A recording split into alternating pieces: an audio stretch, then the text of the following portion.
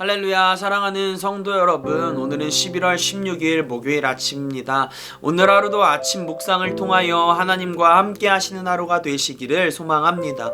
오늘 우리에게 주시는 하나님의 말씀은 욥기 12장 2절과 5절의 말씀입니다. 너희만 참으로 백성이로구나. 너희가 죽으면 지혜도 죽겠구나. 평안한 자의 마음은 재앙을 멸시하나 재앙이 실족하는 자를 기다리는구나. 욥기의 말씀을 통해서 우리가 지속해서 보게 되는 것이 있습니다. 그것은 말에 대한 중요성입니다. 우리의 말을 통하여서 누군가의 삶을 살릴 수도 있지만 누군가의 삶을 무너지게 할 수도 있다는 것을 우리는 알아야 합니다. 오늘 우리가 읽은 본문은 욥이 욥의 친구에게 하는 말입니다. 오늘 읽은 본문 전의 내용은 욥의 친구들은 욥을 생각한다고 이야기를 하면서 욥에게 규범적인 지혜를 기반으로 이야기를 합니다. 그런데 그들의 말은 욥의 상황을 전혀 이해하지 않은 채 어쩌면 자신들의 의로움과 지혜와 지식을 드러내기 위함처럼 보여지게 됩니다. 그들의 충고에 대하여 욥은 이렇게 답변합니다.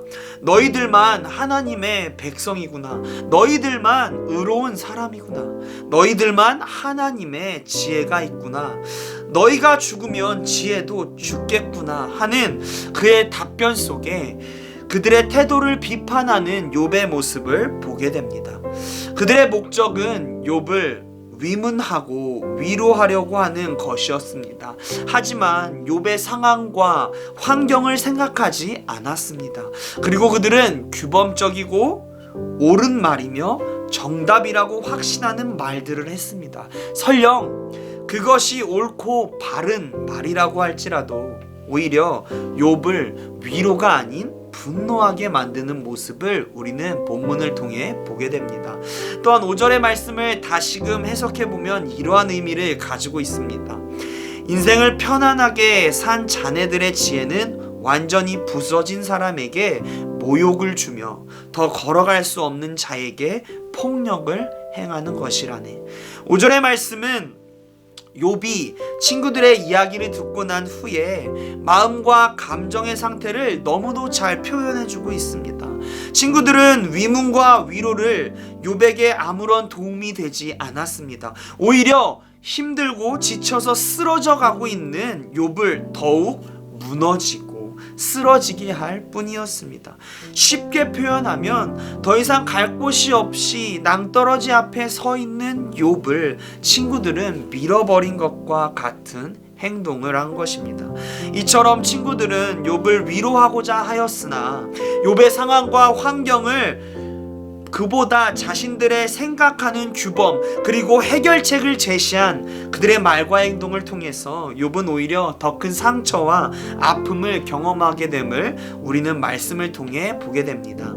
이러한 말씀을 듣게 되면 욥의 친구들의 말과 태도에 대해서 우리는 어떻게 친구들이 그렇게 행동할 수 있는가, 어떻게 저렇게 이야기할 수 있는가 이해되지 않는다고 생각하며 그들의 행동을 비판하고자 하는 마음이 생길 수 있습니다. 그러나 이러한 욥의 친구들의 모습에서 우리들의 모습이 있다는 사실을 알아야 합니다. 나의 주변의 지인들이 고난과 어려움 속에 있을 때 혹은 병으로 아파서 힘들어할 때 여러 가지 고민들로 인해서 힘들어하고 있을 때 그로 인해 우리에게 상담을 요청하거나 대화를 요청했을 때 교회를 다니는 우리들이 쉽게 범하는 실수가 있습니다. 바로 그 고난과 어려움 속에서 하나님의 뜻이 있을 거야 기도해보자 등과 같은 말들입니다.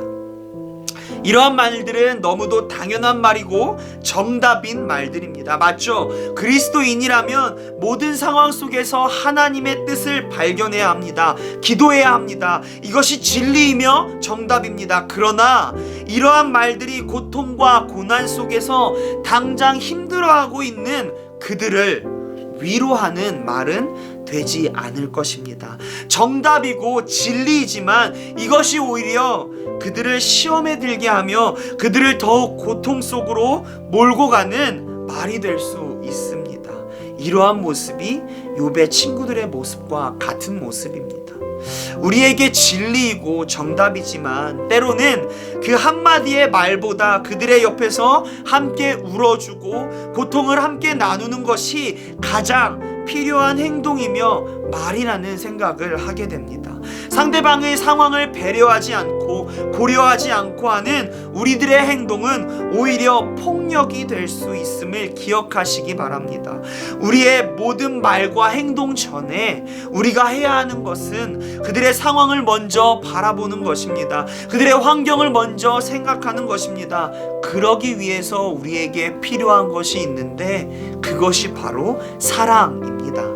이기적인 우리는 우리도 모르게 나 중심적으로 생각하고 행동합니다. 그러나 우리가 예수 그리스도의 사랑을 경험하고 그 사랑을 지속해서 실천하기 위해서 노력하며 살아갈 때 우리는 나보다 이웃을 먼저 생각하게 됩니다. 이웃을 먼저 배려하게 되고 내 중심이 아닌 이웃을 중심으로 행동하게 됩니다. 이러한 모습이 예수님이 우리에게 가르쳐 준 것이며 우리에게 주신 명령입니다. 하나님을 사랑하고 그 사랑을 통하여 이웃을 사랑하는 것, 그 사랑을 전하는 것이 우리가 해야 할 일입니다.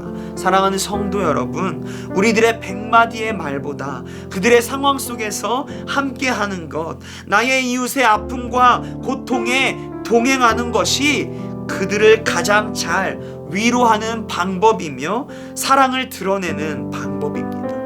예수님이 우리의 삶 가운데 동행하며 우리를 위로하신 것처럼 우리도 다른 이들의 삶의 아픔에 사랑으로 동참하며 예수님의 길을 걸어가길 소망합니다. 주기도문 하시겠습니다. 하늘에 계신 우리 아버지여, 이름이 거룩히 여김을 받으시오며 나라가 임하시오며 뜻이 하늘에서 이루어진 것 같이 이 땅에서도 이루어지이다. 오늘 우리에게 일용할 양식을 주시옵고 우리가 우리에게 죄진 자를 사하여 준 것 같이 우리의 죄를 사하여 주시옵고 우리를 시험에 들게 하지 마시옵고 다만 악에서 구하시옵소서. 나라와 권세와 영광이 아버지께 영원히 있사옵나이다. 아멘.